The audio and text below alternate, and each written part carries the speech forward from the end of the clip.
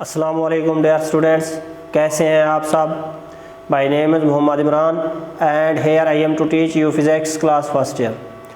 Dear students, आज हम first year के चैप्टर नंबर 4 से एक टॉपिक करेंगे, एब्सोल्यूट ग्रेविटेशनल पोटेंशियल एनर्जी।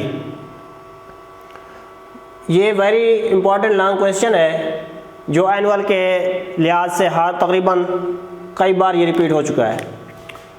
पहले हम देखते हैं ये जो एब्सोल्यूट ग्रेविटेशनल पोटेंशियल एनर्जी है, पहले तो हम देखते हैं ग्रेविटेशनल पोटेंशियल एनर्जी क्या है, उसके बाद हम एब्सोल्यूट का टर्म देखेंगे। ग्रेविटेशनल पोटेंशियल एनर्जी है mgh, potential energy is equal to mgh। अब जब हमारे पास ग्रेविटेशनल पोटेंशियल एनर्जी है तो फिर हमें एब्सोल्यूट ग्रेविटेशनल पोटेंशियल एनर्जी की ज़रूरत क्यों पड़ गई। इसके लिए हम पहले थोड़ा कंसेप्ट देख लेते हैं, फिर इसकी मैं डेफिनेशन बताऊंगा आपको, फिर इसका फार्मूला मैं आपको बताऊंगा, फिर इसको हम डिराइव करेंगे इंशाल्लाह। मैंने एक बात की, जब हमारे पास ग्रेविटेशनल पोटेंशियल एनर्जी मौजूद है उसके बाद हमें एब्सोल्यूट ग्रेविटेशनल पोटेंशियल एनर्जी की ज़रूरत क्यों पड़ी है। मैंने बात की, जब हमारे पास ग्रेविटेशनल पोटेंशियल एनर्जी मौजूद है उसके बाद एब्सोल्यूट ग्रेविटेशनल पोटेंशियल एनर्जी की ज़रूरत क्यों पड़ी। देखिए, हमारे पास जो पोटेंशियल एनर्जी है इसका फार्मूला है mgh। अब g हमारे पास है gravitational constant, force of gravity है, इसकी वैल्यू होती है कांस्टेंट।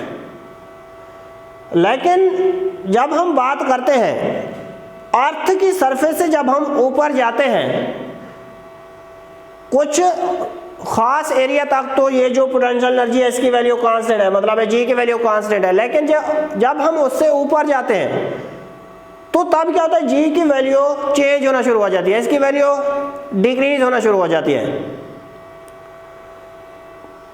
अब हमें तो चाहिए potential energy equal to mgh। ये फार्मूला तब वैलिड है जब g की वैल्यू कांस्टेंट हो, लेकिन जब हम सरफेस ऑफ अर्थ से अपवर्ड जाते हैं तब क्या होता है, ये g की वैल्यू चेंज हो जाती है।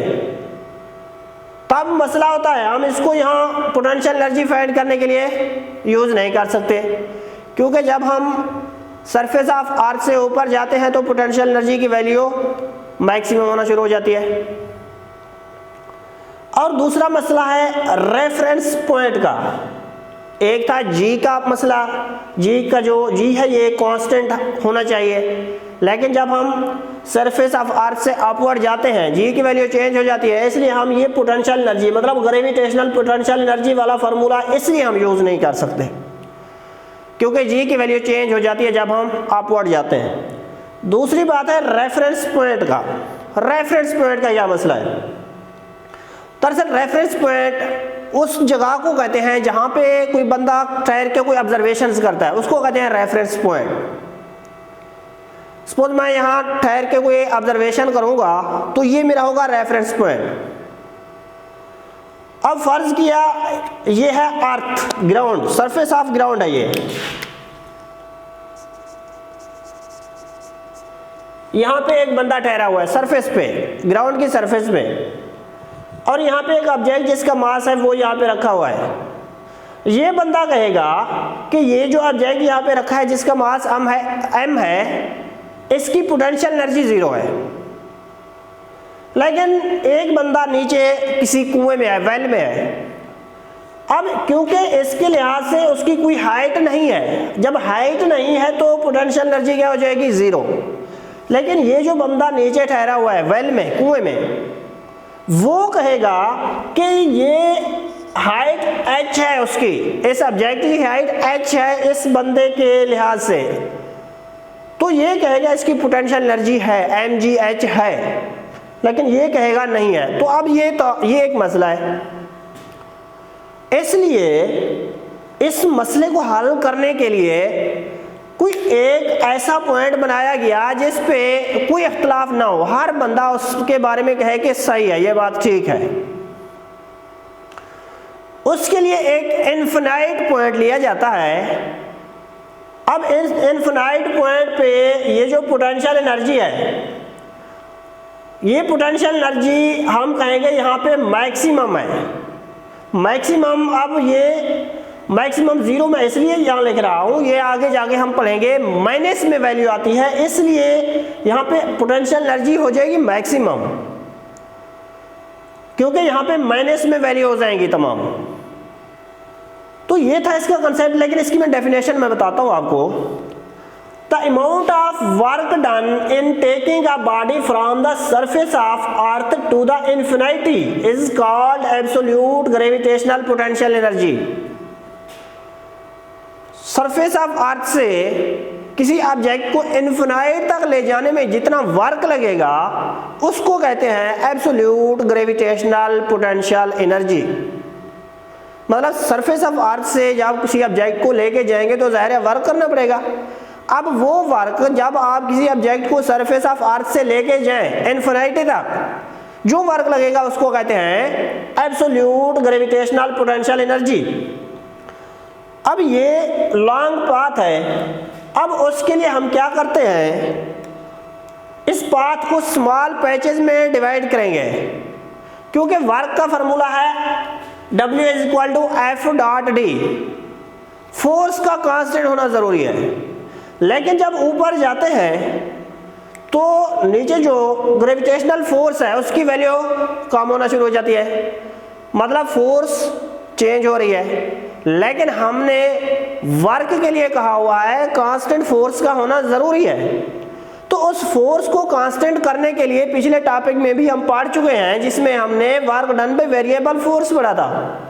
तो उसमें पाथ को हम स्मॉल पैचेस में डिवाइड कर लेते हैं, हर पैच में फिर फोर्स की वैल्यू कांस्टेंट हो जाती है, फिर उसी कांस्टेंट फोर्स से हम वर्क को फाइंड कर सकते हैं। अब सपोज ये अर्थ है, इसके ऊपर हमने कोई पॉइंट 1 कंसीडर किया हुआ है, 2, 3, 4 अप टू सो ऑन। 1 और 2 के दरमियान और 2 से 3 के दरमियान इन वक्फों में ये स्मॉल पैचेस हैं, इन स्मॉल पैचेस में फोर्स की वैल्यू कांस्टेंट हो जाएगी।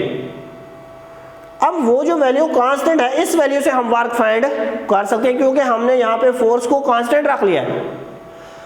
अब सपोज 1 और 2 के दरमियान जो पैच के डिस्प्लेसमेंट है उसको मैं डेल आर कह रहा हूँ, और 1 का सरफेस ऑफ अर्थ से जो डिस्टेंस है r1 है और 2 का r2 है।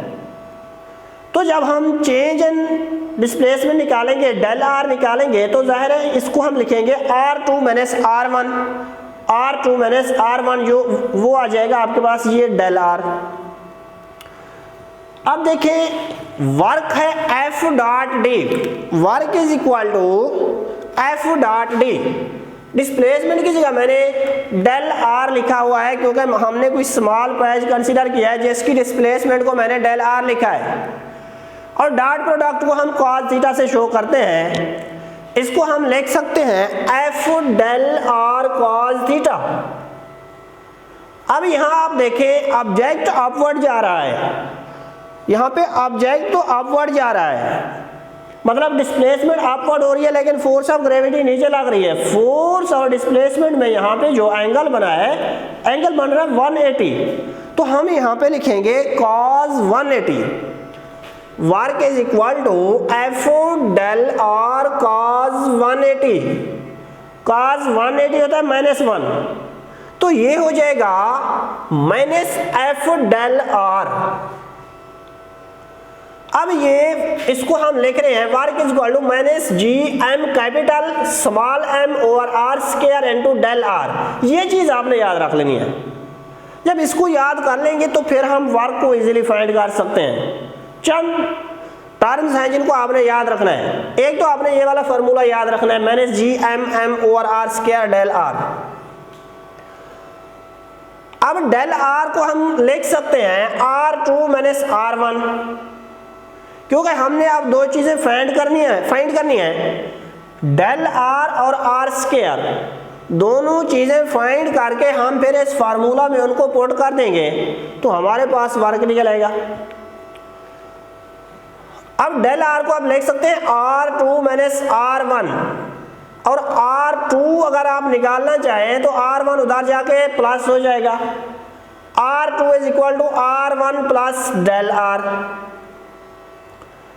अब एक बात है, अगर हम R निकालना चाहें तो वो क्या आएगा, R की अगर हम बात करें तो 1 और 2 के दरमियान जो पॉइंट आएगा वो होगा R, मतलब इन दोनों को R1 प्लस R2 ओवर 2 करेंगे तो जो आंसर आएगा वो होगा R।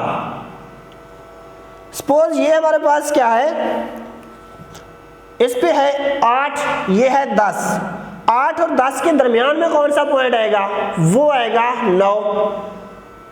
जब R हम निकालेंगे R1 प्लस R2 ओवर 2 करेंगे, R1 8 है, R2 10 है, 8 प्लस 10 18 ओवर 2 9 आ जाएगा।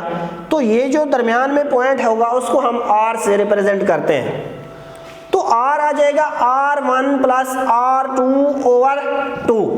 हमने कहा अगर हम R फाइंड करेंगे तो इस फार्मूला से हम फाइंड करेंगे, क्योंकि हमने R स्क्वायर फाइंड करना है और डेल R फाइंड करना है। फिर यहाँ पे इस फार्मूला में जब पुट करेंगे तो हम हर पेज के लिए अलग-अलग वर्क फाइंड करके फिर हम टोटल वर्क करेंगे, तो वही टोटल वर्क हमारे पास आ जाएगा एब्सोल्यूट ग्रेविटेशनल पोटेंशियल एनर्जी के इक्वल।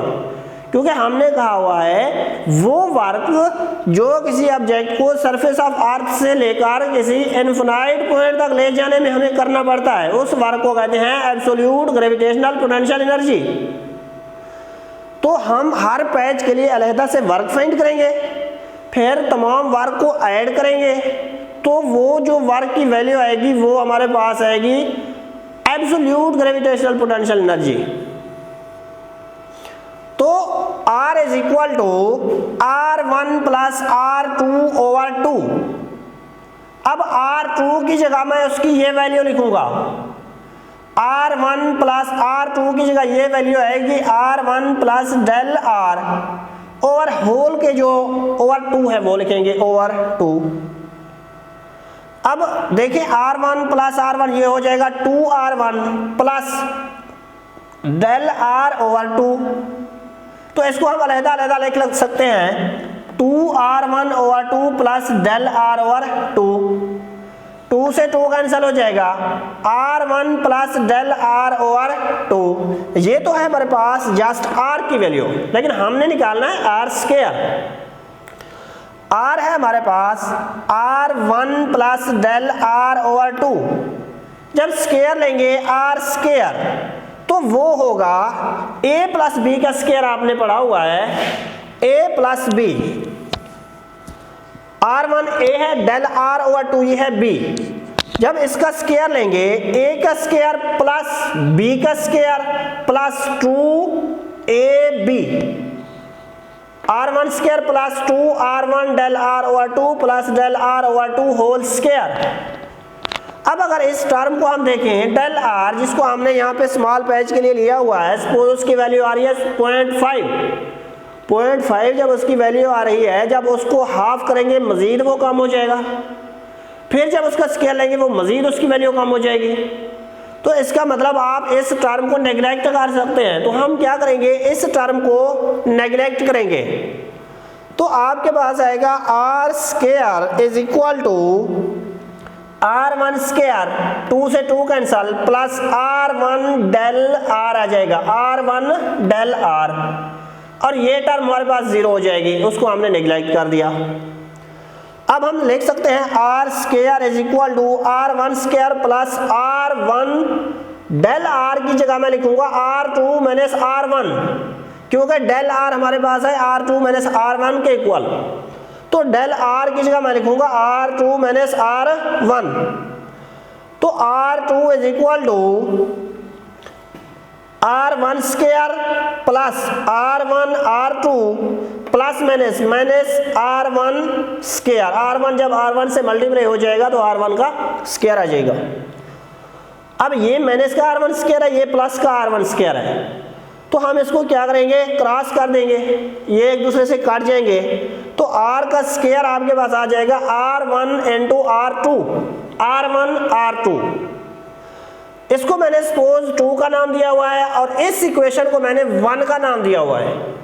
अब हम क्या करेंगे, इस 2 को 1 में जब पुट करेंगे तब वर्क हम निकाल सकते हैं। सपोज अब हम वर्क किसके लिए निकाल रहे हैं, पैच 1 और 2 के लिए। 1 से 2 तक पहले वर्क निकालेंगे, फिर 2 से 3 तक, 3 से 4 तक, अप टू सो ऑन।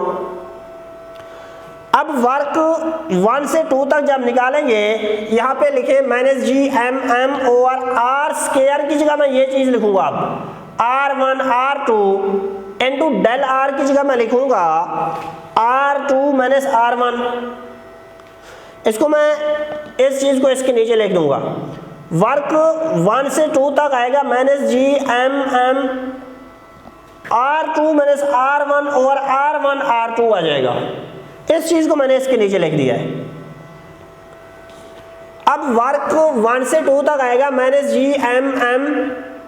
अब अलग अलग लिख लेता हूं, R2 के नीचे भी R1 R2 लिखूंगा और R1 के नीचे भी R1 R2 लिख दूंगा। तो ये आ जाएगा R2 over R1 R2 minus R1 over R1 R2। अब R2 से R2 कैंसिल हो जाएगा, यहाँ R1 से R1 कैंसिल हो जाएगा, यहाँ पे बच जाएगा वर्क 1 से 2 तक आएगा minus G M M into 1 over R1 minus 1 over R2। ये था हमारे पास 1 से 2 तक जब जो पैच हमने बनाया स्मॉल पैच, उसके लिए वर्क हमने निकाल लिया। फिर हम 2 से 3 तक आप निकाल लेंगे, वो आ जाएगा माइनस जी एम एम। अब R1 की जगह R2 लिखेंगे, R2 की जगह R3 लिखेंगे, क्योंकि अब 2 से 3 जा रहे हैं, पहले 1 से 2 जा रहे थे। ये आ जाएगा 1 over R2 minus 1 over R3। Similarly patch 3 to 4 उसके लिए जब हम वर्क फाइंड करेंगे, वो आएगा minus G M M into 1 over R3 minus 1 over R4 up to so on. Work n minus 1 से लेकर n तक वो होगा minus G M M into 1 over R n minus 1 minus 1 over R n। अब यहाँ suppose n आप 7 लिख रहे हैं, अगर मैं 7 उसको लिखूं तो यहाँ होगा 7 माइनस 1 6 आ जाएगा, 1 over R6 minus 1 over R7। जैसे वहां आप देखते आ रहे हैं, पहले जो आप लिख रहे हैं वो एक कम है इससे, यहाँ R3 है, यहाँ R4 है, यहाँ पे मैंने लिखा है R6, ये R7। ये हमने वर्क निकाले हैं डिफरेंट पैचेस के लिए। अगर हम टोटल वर्क निकालना चाहें, ये जो मैंने टोटल वर्क निकालना है, वो इन तमाम वर्क को हम क्या कर लेंगे, ऐड कर लेंगे। तमाम पैचेस के लिए हम वर्क को ऐड कर लेंगे।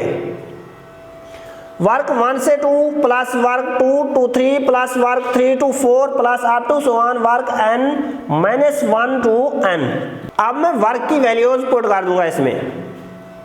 Work total is equal to minus G M M into, minus G M M को मैंने कॉमन ले लिया जैसे हमने लिया हुआ है सब में। ये आएगा 1 over R1 minus 1 over R2 plus 1 over R2 minus 1 over R3।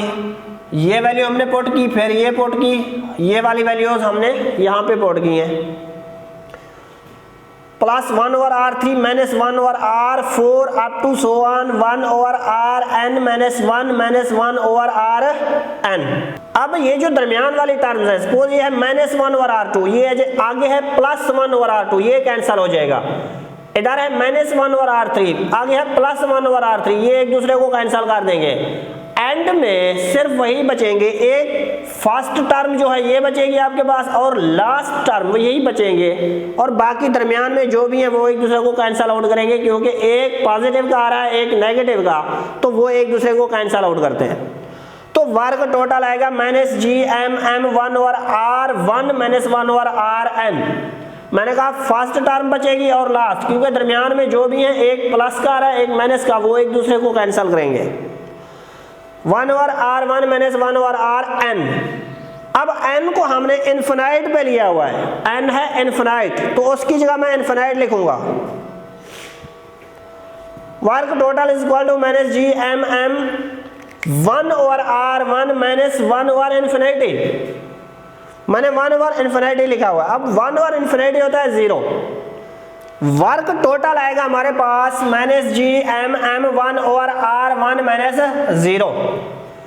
तो ये बच जाएगा work total is equal to -GM(m) over R1। अब R1 की जगह हम जनरल, अब ये जो वर्क टोटल है इसको हमने एब्सोल्यूट ग्रेविटेशनल पोटेंशियल एनर्जी लिखा हुआ है, ये है U से इसको हम लिख रहे हैं -GM(m) ओवर R। ये है एब्सोल्यूट ग्रेविटेशनल पोटेंशियल एनर्जी, जो कि उस वर्क के इक्वल है जो हम किसी ऑब्जेक्ट को सरफेस ऑफ अर्थ से लेकर इन्फिनिटी तक ले जाने में करते हैं, उस वर्क को हम कहते हैं एब्सोल्यूट ग्रेविटेशनल पोटेंशियल एनर्जी। इसको मैंने इस तरह से लिख दिया। ये तो हम कर रहे थे पॉइंट 1 से इन्फिनिटी तक ले जाने के लिए, वो हम कर रहे थे 1 से इन्फिनिटी तक ले जाने के लिए। अगर हम करें उसको सरफेस ऑफ अर्थ से, तब हम उसकी जगह स्मॉल r से कैपिटल R लिख लेंगे, U is equal to -GM(m) over R। अब एक बात यह है कि माइनस यहां पे आ रहा है, माइनस का क्या मतलब है? आप देख सकते हैं R और एब्सोल्यूट ग्रेविटेशनल पोटेंशियल एनर्जी एक दूसरे के इनवर्सली प्रोपोर्शनल है। मतलब जब आप ऊपर जाएं तो पोटेंशियल एनर्जी कम होगी, क्योंकि जब ये बढ़ेगा, ये इंक्रीज होगा तो इसको डिक्रीज होना चाहिए। लेकिन नेगेटिव का मतलब है आप जब अपवर्ड जाएंगे तो ग्रेविटेशनल पोटेंशियल एनर्जी की वैल्यू भी इंक्रीज होती जाएगी। सपोज ये अर्थ है, अब ये जो फर्स्ट पॉइंट है इसको -8 मैंने लिखा है, -6, -4, -2, 0। आप अगर देखें तो -8 से -6 बड़ा है, मतलब नीचे कम वैल्यू है, ऊपर वैल्यू बढ़ती जा रही है। मतलब R जब इंक्रीज हो रहा है तो पोटेंशियल एनर्जी की वैल्यू, ये जो एब्सोल्यूट ग्रेविटेशनल पोटेंशियल एनर्जी है उसकी वैल्यू भी क्या हो जाएगी? बढ़ती जाएगी। मतलब ये जो 0 है ना, 0, ये -8 से ग्रेटर है। तो इस नेगेटिव का मतलब है कि जब आप ऊपर जाएंगे आपने इस फार्मूला से ये कंसीडर नहीं करना, ये नहीं समझ लेना कि जब हम अपवर्ड जाएंगे तो इसकी वैल्यू कम हो जाए। लेकिन नेगेटिव ये बता रहा है आपको जब आप ऊपर जा रहे हैं तो क्या होगा, ये जो एब्सोल्यूट ग्रेविटेशनल पोटेंशियल एनर्जी इसकी वैल्यू भी बढ़ेगी। ये नेगेटिव साइन इस चीज को शो कर रही है। इसका मतलब as we go up then absolute gravitational potential energy increases. जब हम सरफेस ऑफ अर्थ से अपवर्ड जाएंगे तो एब्सोल्यूट ग्रेविटेशनल पोटेंशियल एनर्जी की वैल्यू इंक्रीज होगी, ना कि डिक्रीज। वो हमें ये नेगेटिव की जो साइन है ये बता रही है। ये था हमारा आज का topic absolute gravitational potential energy first year के चैप्टर नंबर 4 से।